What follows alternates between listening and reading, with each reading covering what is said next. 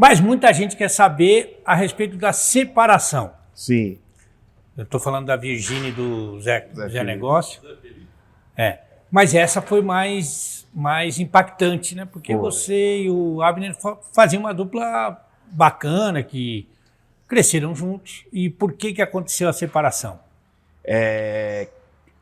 Abner saiu para tocar o projeto dele. Porque assim, embora a gente trabalhou muito, a gente se ajudou muito. Tipo assim, e dava a entender de que tudo o que a gente fazia era tudo da dupla, né? E não era bem assim. Quanto tempo vocês ficaram?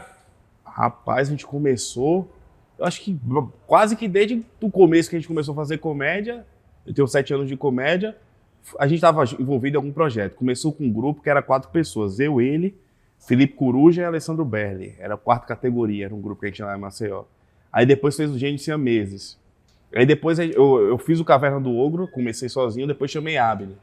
Aí eu fui trabalhar no Coisa, chamei Abner para trabalhar lá também. Então a gente fez muita coisa junto. Aí de repente tinha muita ideia que eu chegava assim, pensava, não, vai pros dois.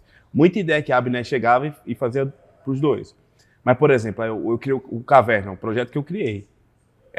A Abner estava lá, mas era meu. A Abner fez o Troféu Ofensa, ele me chamou. Eu ajudei a escrever o Troféu Ofensa. Ele chamou outros comediantes, Helder Meira, Denis e Jean, e a gente juntou e escreveu. Mas esse projeto é dele.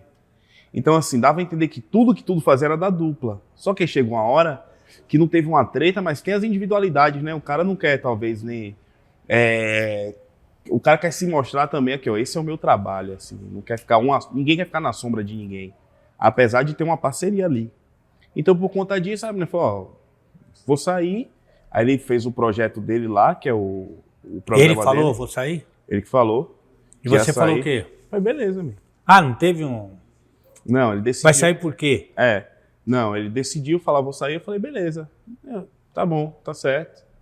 Tá de boa. E aí, cara... Mas vocês chegaram a ter, por exemplo, uma fase que vocês não se conversavam mais, que nas viagens não era aquela... Já. Trabalhar em grupo, tem dia que você não tá de bom humor, né? A gente ainda faz Gênio Siameses, tem dia mesmo que eu não tô de boa. E aí cada um no seu, né? Se respeita ali, mas cada um na sua. E aí, cara, quando ele falou isso, eu não ia ficar... Não vá chorar com a viadagem, né? Beleza, amigo, tá de boa, a gente... Mas você não queria?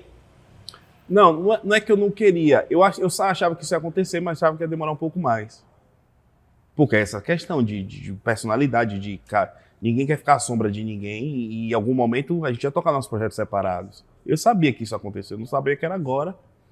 Mas, cara, é aquela parada, verdade seja dita, tanto eu quanto o Abner, a gente ficou muito conhecido pela dupla, mas os dois têm muito talento e potencial para fazer seus projetos sozinhos, entendeu? Não é terra arrasada, não é como se ninguém carregar. Claro, tem gente que não gosta de mim que vai dizer que Abner me carrega nas costas. Tem gente que não gosta de Abner vai dizer que eu carrego Abner nas costas. A verdade é que os dois têm talento para fazer seus projetos separados. Sabe? Não, quem foi no show, como eu, tinha um momento de cada um fazer o seu stand-up, né? Exato. E os dois mandam bem sempre, assim, é difícil. Eu não lembro de um show que eu mandei mal e Abner foi bem, ou que ele mandou mal e eu fui bem. Os dois vão bem, entendeu? Um dia cai mais nas graças da plateia do que outro. Mas como show, os dois mandavam. Mas teve alguma coisa que foi assim, ó, a cereja do bolo, assim, para separação? Teve algum acontecimento, alguma decisão que falou assim, agora chega, não dá mais? Não, foi repentino, assim. Talvez, não sei se... Foi repentino. Veio a notícia, eu acho que assim, a relação vai mudando, né? Vai mudando. Eu acho que quando a gente estava em Maceió, talvez a gente era mais próximo. E aí, naturalmente, são cabeças diferentes, são visões muito diferentes. Eu tenho 33 anos, a Abner tem 24. Tá ligado? Eu venho de uma realidade que, apesar de humilde, era uma realidade. A Abner veio de outra bem mais. Então, são duas cabeças diferentes. A gente sempre pensou diferente. A gente só encaixou na comédia. Sacou? Na comédia, não. A gente sempre teve o mesmo pensamento como na comédia. Tanto que na entrevista tem uma fala de Abner lá em Meireles que é interessante. Ele falou assim, dificilmente a gente seria amigo se não fosse pela comédia. Porque a gente tem o mesmo estilo de escrever piada mais curta e mais pesada. A gente tem a mesma visão, uma visão muito parecida sobre a questão de limite do humor, sobre a liberdade artística, mas é nisso que a gente converge. No, todo o resto, quase tudo é diferente, assim. Embora, é aquele negócio, né? A gente é diferente, mas são duas pessoas com caráter. Eu não acredito que Abner não é mau caráter, não é uma pessoa... Eu acredito que Santinella é mau caráter. Nem cabe essa comparação, porque eu tô botando um inimigo e um cara mais... É porque, como rompeu o trabalho no Caverna, dá a entender, mas tipo assim, não é um inimigo, sacou? Mas a gente pensa diferente em muita coisa. E assim, não teve briga. O legal foi que não teve briga. Chegou, quando ele falou assim, ó, vou sair, eu falei, beleza, man, tranquilo. Tá de boa. Ainda pensei, vamos fazer um programa de despedida, depois... Não, deixa como tá, a gente segue. Sacou? Aí terminou, só que a gente tá fazendo Gênios Siameses ainda. Assim. Mas mudou um pouco o tratamento? Não, no palco é a mesma coisa. Não, fora. Fora do palco? Cara, assim, não tem um clima ruim, não. Os amigos, tem muito amigo em comum, sacou? Mas não é como se também... Eu ligo todo dia pra saber como ele tá, sacou? É uma parada tipo assim, a gente se respeita, sabe?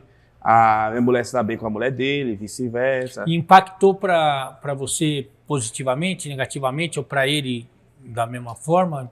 Pra ele eu não sei. Pra mim, Ale, a única coisa que eu boto na minha cabeça, sabe qual foi a minha preocupação dele falou sair assim?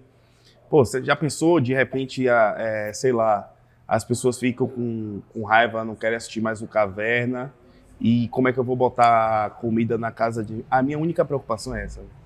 Eu tenho amigos, de fato, assim, eu sou um cara de boa, assim, eu sou um cara suave, assim, pra conviver, eu sou um cara boa praça, de certa forma, mas quem eu me preocupo mesmo é minha família, mesmo. Tipo assim, eu posso, graças a Deus eu tenho amigos, mas se eu não tivesse, eu tendo minha família, minha cabeça ia continuar... É a base, né? É a base.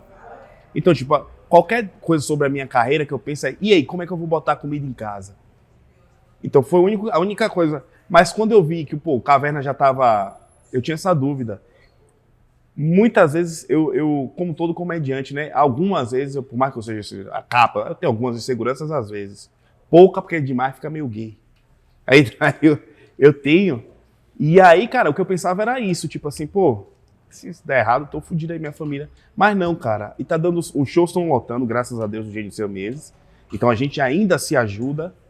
E a gente ainda tem aquela consciência de que um é importante pro outro. Não virou... tal.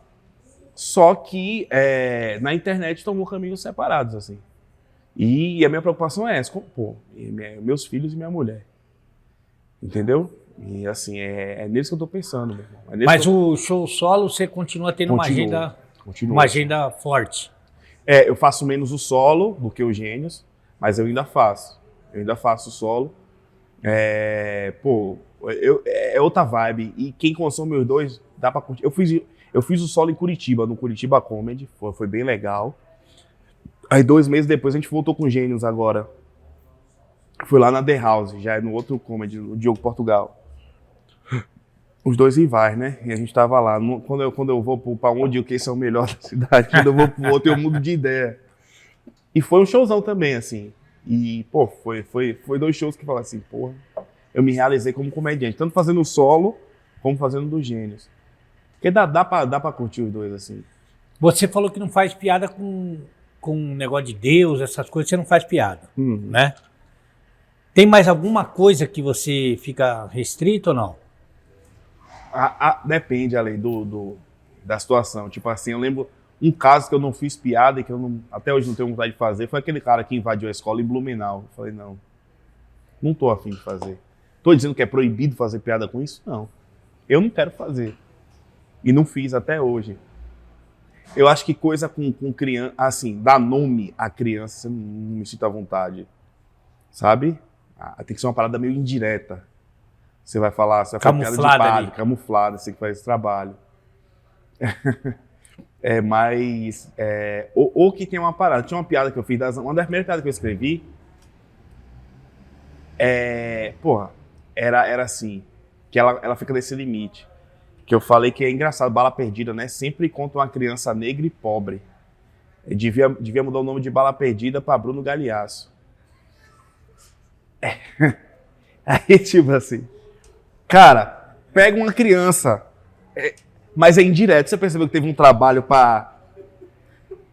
sacou? Pra mascarar? Igual você fala, os filhos de Bruno Gagliasso são isso e aquilo. Aí já eu acho, porra, você tem que saber onde... Porque tem uma teoria eu acho que eu esqueci o nome, que eu tava vendo um documentário em inglês, de um comediante chamado Jimmy Carr. Pra você achar graça, tem um balão, é como se fosse algo divertido. Isso é o que causa diversão. E isso é o que causa violação, agressão, coisa do tipo. A comédia estaria nessa interseção aqui, ó. Entendeu? É uma boa definição. É uma boa... Eu acho que é a teoria da violação, não entendi. Mas é mais ou menos isso. E é aí que eu acredito que a comédia tá aí, naquele limite ali. Hoje, acho que foi hoje, né, que eu falei do centroavante Balão de Santa Catarina, quando sobe é matador. Porque, né? Mas, por exemplo, a família não deve ter. Às vezes eu penso nisso. A família não vai rir dessa, né, Lê? Às vezes eu penso nisso assim, pô, cara, eu não queria que essa piada chegasse nessa pessoa, sabe? Eu fiz alguma piada com a menina lá do vulcão. Aí teve uma hora... Foi por um caminho complicado. Depois eu vi o caminho lá. Puta, cara. Cara, não sei pra quê, velho, também, né, velho? Mas beleza. Eu falei assim, pô, cara, que essa piada não chegue na mãe dela. Mas aí você fica assim... Às vezes eu fiz. Tem outros que eu falo, não vale a pena, eu volto atrás. O problema pra mim é ter uma lei que diga assim, você não pode falar desse tema. Meu problema é esse. Mas não é que o cara acha que vale tudo toda hora, não. Nem o você acha Léo Lins o cara mais escroto de todos. Ele não acha que vale tudo toda hora, não. Só que essa discussão tá na cabeça dele, ou com os amigos, ou coisa do tipo, né? Mas ter uma lei que proíba é um problema, cara. Porque vai só aumentando, vai aumentando. O Estado diz que tá ali para garantir direito, ele vai aumentando. Quem vai diminuindo é o cara. Daqui a pouco você tá sendo preso por rir. Eu, por exemplo, com relação a Chapecoense, eu sou muito próximo do Jackson Foman, que, foi um sobrevivente, cara. E eu não consigo. Ele é seu amigo? Muito, muito, muito amigo. E eu não... Seu braço direito dele, podia ser a perna esquerda. Ele precisa mais de uma perna esquerda que de um braço direito, né? E ele brinca muito com a Muito. E aí, não...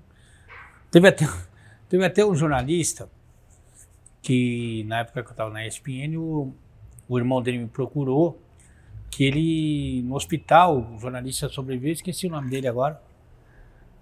O irmão dele me procurou, depois nós levamos ele lá no programa e tal, lá na ESPN, que ele ouvia os negócios do Cid Moreira, que lendo a Bíblia e tal, não sei o que, e ouvia os meus decretos, que era o passatempo dele no hospital. Morreu jogando bola. Depois o cara sobreviveu. O que sobreviveu, né? Infartou jogando bola, né? Mas eu tenho dificuldade com a Chapecoense. Cada um tem. Cada um né? Preta Gil, porque o Léo Lins já falou da Preta Gil, depois se explicou. Agora é Cinza Gil, não foi cremada já. Foi cremada, né? Mudou a cor. Não, pô, ontem um comediante, Christian Ferreira, ele é lá do Caverna do Ogro Podcast. Ele falou, rapaz, eu ri demais com essa piada dele. Segue lá, o Cris Ferreira. Ele é do Caverna do Ogro, do meu podcast lá do elenco. Ele falou assim, rapaz, Preta Gil era tão macumbeira que no enterro dela apareceu um preto velho.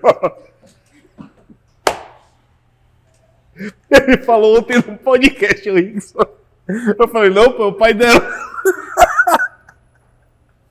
Cara, filha da... Pô, ali pior que meus amigos são tudo... Olha, rapaz, como é que se encontra uma mente assim, né, Ale?